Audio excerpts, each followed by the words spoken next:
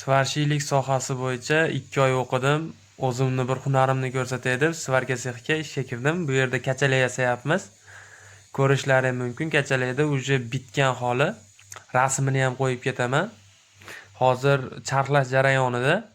Bu video oddiy svarshiy bolani bir kunlik ishi. Qani ko'ramiz, soat ertalab 8:30 dan ishni boshladik, charxlashga tushdik. 2,5 soatda polniy charxlab kachalakni bitirdik do'stlar. Soat 10:30 dan o'tdi. Lola fason 5 ta kachalakga zakaz tushgan. Ikkitasi orqa tarafi zanjirsiz, qolgan 3 tasi bo'lsa zanjirli. Zagotovka jarayoni do'stlar. Hammasi 5 ta kachalakga moslab kesilyapti.